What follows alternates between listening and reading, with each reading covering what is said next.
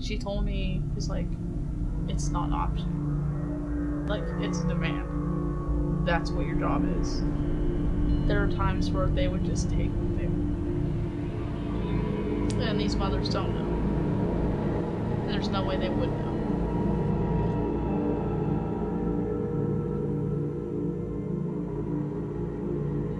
When you first go to the clinic, what you do in STEM Express is you go to the head nurse and you tell them if there's something you need. So let's say that day I needed a certain gestated fetus. So let's say I need a 15-week fetus for some reason. So I go, I'm like, hey, I'm looking for a 15-week fetus today. If could you let your staff know? I was like, oh yeah, we'll let you know. Each procurement tech usually has an assigned clinic that you want to build a relationship with at your Planned Parenthood, because you have to have really good communication. So Megan was at B Street with Sarah. Jessica had San Jose to Alameda.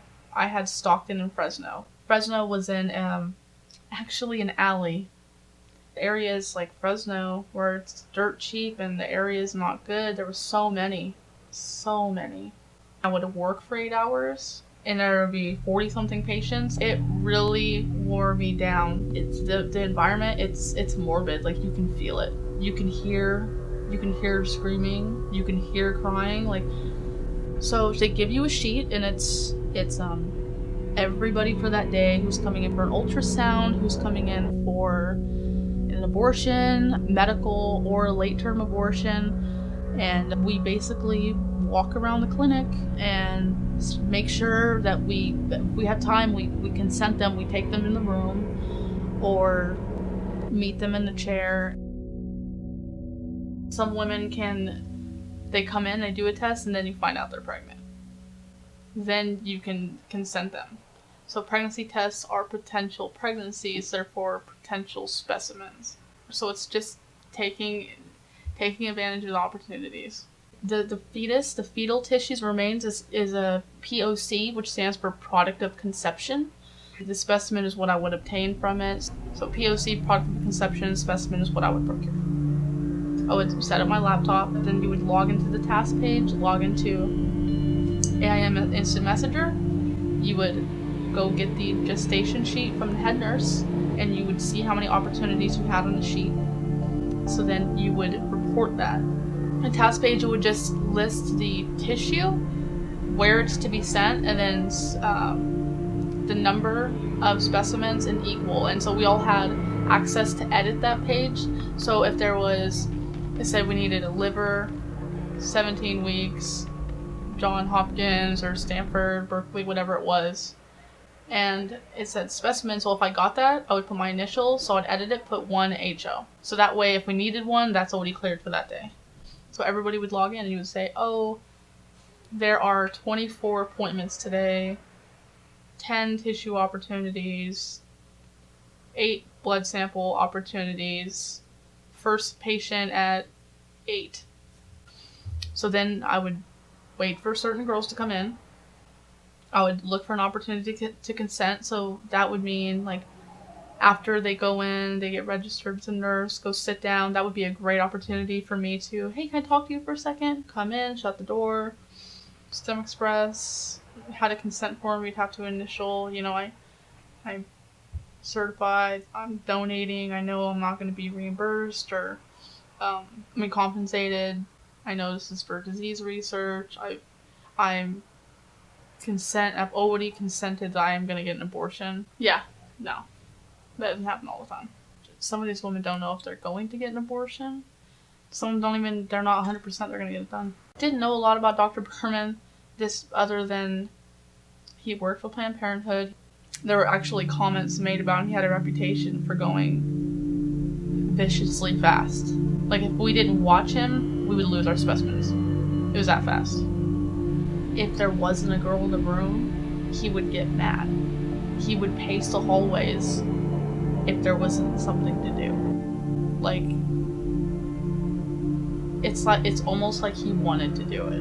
And that made me really concerned. And how fast he was going with these women. And I felt bad. Like, there was a few times to where he was working and I had a girl who did not want to get it, but she, you know, she felt she had to. I wanted to tell her, do not go to this clinic. When I imagine, because I've seen abortions, I imagine him literally going into the room, lifting the covers, going in, grabbing, and walking out. Like, that's how fast it is. It's ridiculous. I was the only person who is a licensed CPT-1, a licensed phlebotomy technician, but the other individuals were drawing blood in the clinics. The coworkers I had, they would not consent the donors.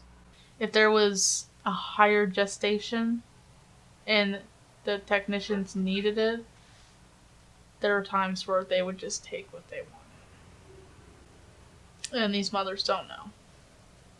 And there's no way they would know. There were times where, I remember one time it was the Fresno clinic, and that was the most high volume clinic we have, lots of abortions, lots.